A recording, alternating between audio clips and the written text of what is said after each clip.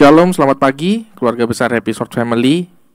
Senang sekali pada pagi hari ini kita bisa berjumpa kembali melalui renungan harian online. Dan pada pagi hari ini saya akan membawakan sebuah renungan yang saya berikan judul Baik Tapi Waspada. Kenapa saya berikan judul seperti ini? Karena memang yang pertama, akhir-akhir ini kita masih diajarkan gitu ya, bagaimana kita hidup berhubungan dengan orang lain, dengan sesama kita, yang tentunya kita juga harus bersikap baik kepada mereka semuanya tanpa memandang latar belakang mereka. Nah, tapi yang jadi permasalahan adalah kenapa harus ada waspadanya? Karena hari-hari ini saudara, seperti yang kita tahu, kebaikan kita tidak selalu dipandang baik oleh orang lain, gitu ya. Lumrahnya juga kita sebagai manusia ketika kita sedang berinteraksi dengan orang lain, dengan sama gitu ya, ketika kita melakukan kesalahan, pada umumnya mereka akan lebih mengingat kesalahan kita ketimbang 1000 kebaikan yang pernah kita lakukan. Itu lumrahnya yang terjadi pada manusia akhir-akhir ini. Nah, sebab itu kita harus senantiasa waspada, karena kebaikan kita itu atau niat baik kita itu belum tentu sepadan secara pemikiran dengan cara pandang orang lain terhadap apa yang kita lakukan.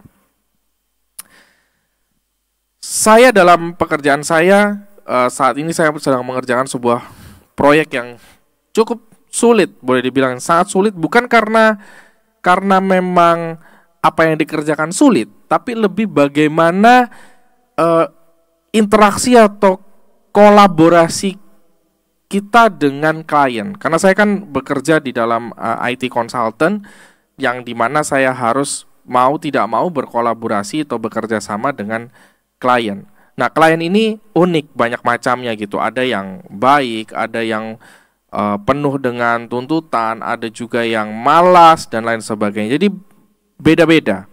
Nah, di dalam proyek yang sekarang saya kerjakan ini tipikal klien yang belum pernah kami secara perusahaan juga menemui klien dengan tipikal yang seperti ini. Dan yang sulitnya adalah ketika kita ada di lapangan gitu, bekerja bersama-sama dengan mereka, dan ditambah lagi dengan durasi proyek yang sangat singkat gitu ya, dengan waktu yang sangat singkat. Jadi semua tuh kayak harus kita manage dengan sangat baik. Kalau enggak nanti kita akan dengan mudah proyek ini tidak selesai tepat pada waktunya.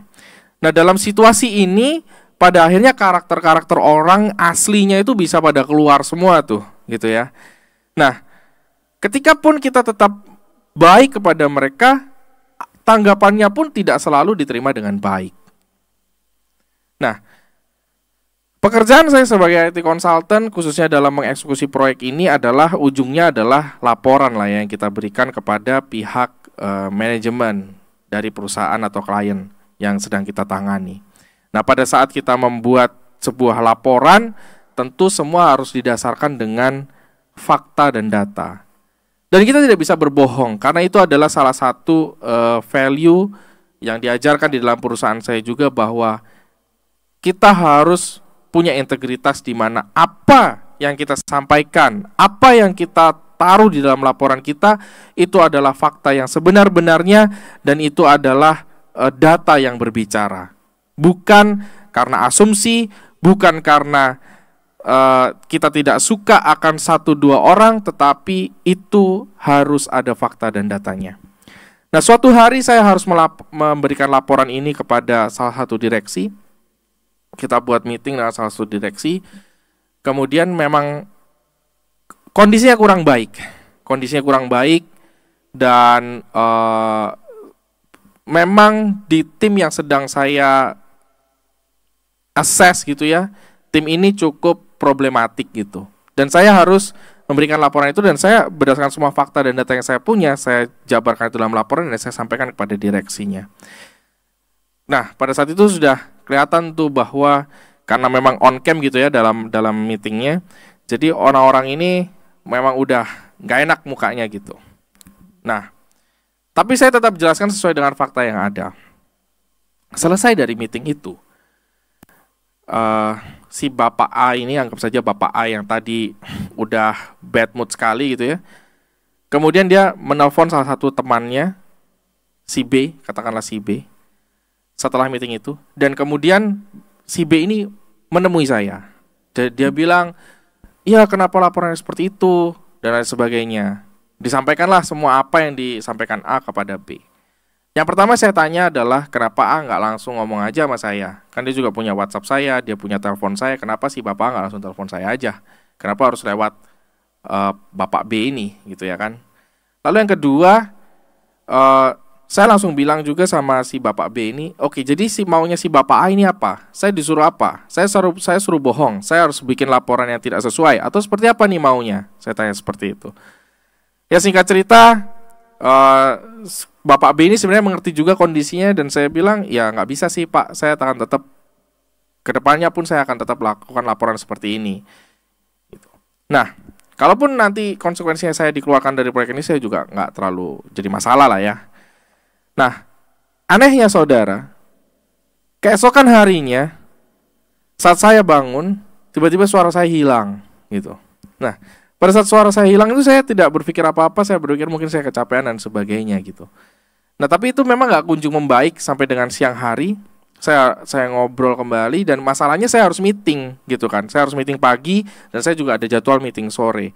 Di saat meeting pagi, saat saya harus mempresentasikan sesuatu juga, saya gak bisa ngomong. Akhirnya saya minta tim saya untuk duduk sama saya di sebelah saya, dan dia yang presentasi, dan apapun yang saya mau sampaikan saya juga ketik di laptop untuk dia baca, terus dia omongin.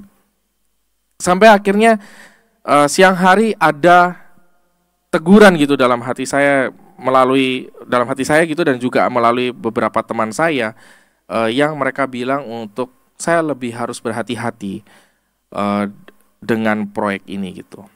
Nah saat itu saya langsung ambil sikap, saya langsung berdoa. Setelah makan siang saya berdoa peperangan, dan saudara tahu beberapa saat setelah saya doa peperangan, suara saya bisa kembali, dan waktu sore saya harus meeting jam 4, suara saya sudah kembali. Ada banyak hal yang mungkin terjadi seperti itu, yang dimana kita melakukan sesuatu yang benar dan baik, tetapi tidak semua orang itu suka, dan itulah titik dimana kita harus waspada. Saya ambil ayatnya di Lukas 10 ayat yang ke-19. Sesungguhnya aku telah memberikan kuasa kepada kamu untuk menginjak ular dan kalajengking, dan kuasa untuk menahan kekuatan musuh, sehingga tidak ada yang akan membahayakan kamu. Pesan saya pada pagi hari ini, kita sebagai anak Tuhan, kita tetap baik kepada sesama, kita tetap lakukan yang benar, dan kita tidak boleh takut dengan apapun yang akan kita hadapi, karena sesungguhnya tidak ada sesuatu barang apapun yang akan membahayakan kita, karena itulah dasar firman Tuhan, di mana kita memiliki kuasa yang diberikan oleh Tuhan. Mari kita baik, dan mari kita tetap waspada, karena Tuhan ada bersama dengan kita. Mari kita berdoa. Terima kasih Tuhan untuk renungan dan firman-Mu pada pagi hari ini yang boleh kami dengar bersama-sama. Ajar kami, ingatkan kami untuk kami senantiasa dekat kepada Tuhan, agar kami senantiasa dapat mengandalkan Tuhan dengan segala kuasa yang Kau percayakan kepada kami, sehingga tidak ada apapun yang akan membahayakan kami Tuhan. Dan kami percaya perlindungan Tuhan ada bagi kami dan keluarga kami. Terima kasih Tuhan, kami mengucap syukur, dan kami tutup renungan ini dalam doa di dalam nama Tuhan Yesus. Kami sudah berdoa dan mengucap syukur. Haleluya, amin. Terima kasih, selamat pagi, dan Tuhan Yesus memberkati.